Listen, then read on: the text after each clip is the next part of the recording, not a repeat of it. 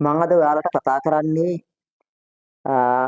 ක්‍රිස්තු පූර්ව 6 වන සියවස වන විට උතුරු ඉන්දියාව මුල් කරගෙන ගොඩනැගුණු ජනපද 16 ගැන සහ ඒ ජනපද 16 අතරින් වඩා ප්‍රබලව නැගී සිටි ජනපද මොනවද කියන එක ගැන.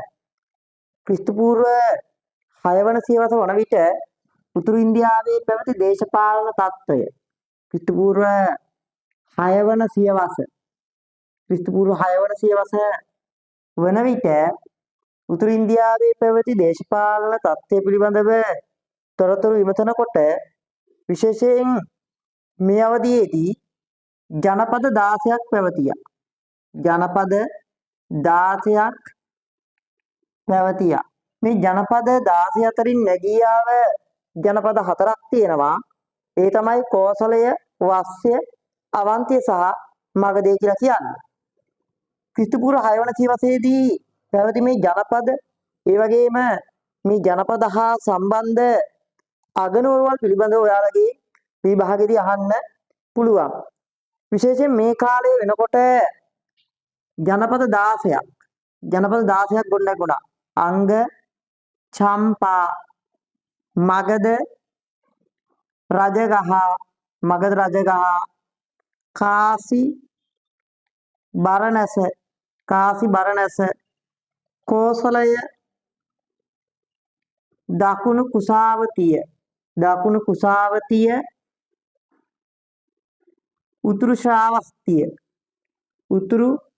ශ්‍රාවස්තිය.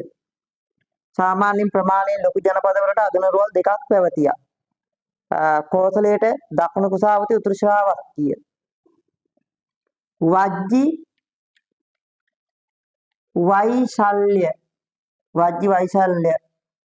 මල්ල කුසිනාරා,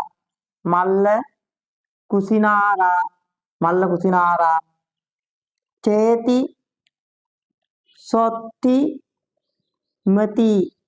සොත්තිමති, වස්ය කෞශාම්බි, කුරු ඉන්ද්‍රප්‍රස්ත, පංචාල, උතුරු අභිචත්‍ර, දකුණු කම්පිල්ල. මේකටත් විශේෂයෙන් අගනුවරවල් දෙකක් පැවතියා.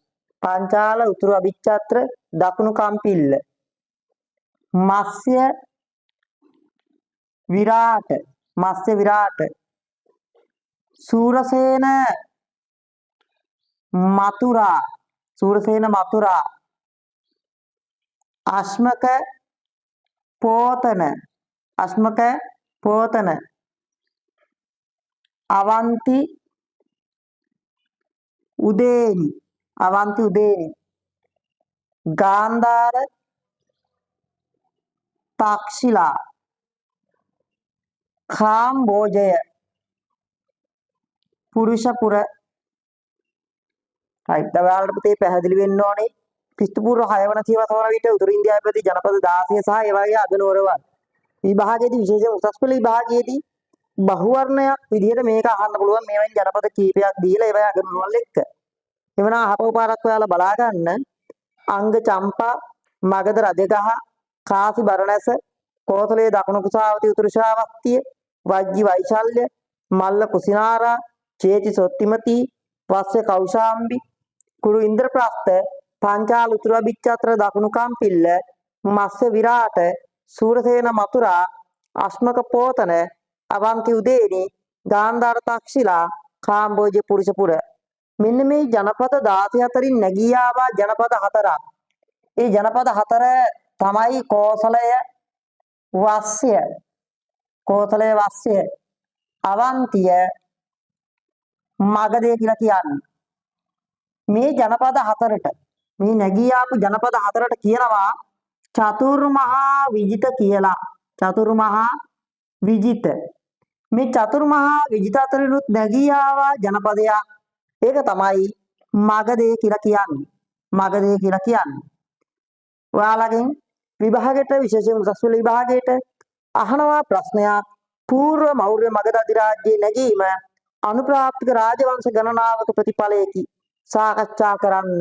අන්න ඒ වගේ ප්‍රශ්නයක් අහුවොතින් මගදී නැගීම ගැන විස්තර කරන්න වෙනවා. රයිට්. මම ඊළඟට ඔයාලට ඉදිරියේදී කතා කරන්න බලාපොරොත්තු වෙනවා මෙන්න මේ මගදී නැගීමට විශේෂයෙන් හර්යංක, සිසුනාග, නන්ද, මෞර්ය කියන පෙළපත් කළ කාර්යයන් පිළිබඳව